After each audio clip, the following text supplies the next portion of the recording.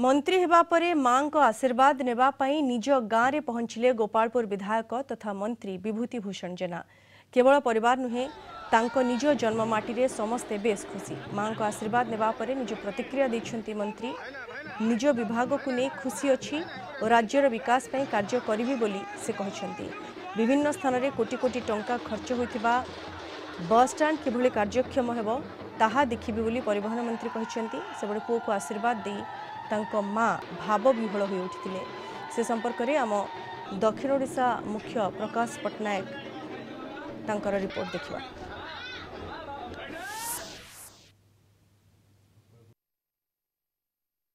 गोलंथारा माटीर सुयोग्य संतान विभूति जेना जे विधायक हेबा सह मंत्री रूपे अभिषिक्त होइचंती। आउ तांकर आगमन रे गोलंथारा बासिंदा बेस खुशी मनाउचंती आउ तांको स्वागत करूचंती।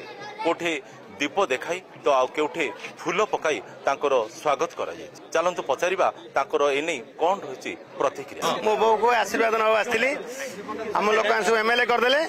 हम बो मते बड़ कर देला। गां लोक एमएलए कर देले, अंचल लोक एमएलए कर देले। मो पार्टी मते मंत्री कर देला। बड़ दायित्व बढ़िला। जेते दायित्व बढ़े सेते आनंद बढ़ियो।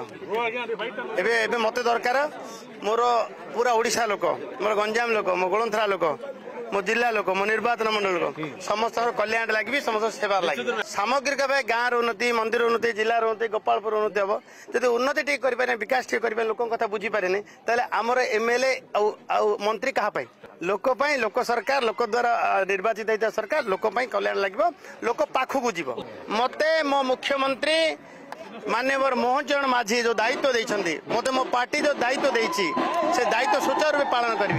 ये प्रमुख विभाग दिदार मिली, जो विभाग मिली योग्यतार सहित संपन्न करी एवं सबू कथा पढ़ी, बुझी, जानी एवं निष्कर्ष समस्त को नहीं निष्कर्ष बाहर तब कम करी। मु कौन हाफा जल्दी कौन इतस्त किसी कम करवा लोक नुह, मु लोक कम करी। बहुत खुशी लगुच। गाँ भी गर्व सम्मान श्रद्धा केते दुख रे पारे कि कौन आशीर्वाद देले पो को भगवान नहीं ताकू कि मंगल करतु जुआड़े गले भले था तू दिन तक पाखे कि दिन सरियो। बहुत खुशी गाँव पे जाति पे हमारा ओडिशा पे जिला पे सब बहुत सम्मान से जो एते परिश्रम करथिले भगवान ईशानेश्वर कृपा से बहुत परिवार पे से बहुत त्याग करछन। बाहर जनसेवा सिना करछन किंतु माँ बापा जमती देखिया कथा किंतु परिवार पे त्याग कर दिछ। से होचंदी हम गाँव रो गौरव, हम गाँव रो गौरव को से बढ़ेचंती। आज की प्राय 20-22 वर्ष है से जो ये करथिले तार संघर्ष करी तार उन्नतिर फल आज पाइले। आशा किसी ना सी जमी समाजर समस्त उन्नति करियो से कथा ही आमर आशा। आम गाँ गर्व गौरव सब इतिहास लिखी हे जेहतु जो स्ट्रगल कर आज की 25 वर्ष 30 वर्ष है तार एक्चुअली परिश्रम आम फल पाइचु। समस्त खुशी अच्छा, समस्त परिश्रम फल वास्तव अच्छे आम ता अनुभव कलु। जय जयकार और भावावेग परिवेश भितर विजय उत्सव पालन है। आउ ग्रामबासिंदा अनेक किछि आशा करी बसिचंती तांकर सुयोग्य संतान विभूति जेना ठारू।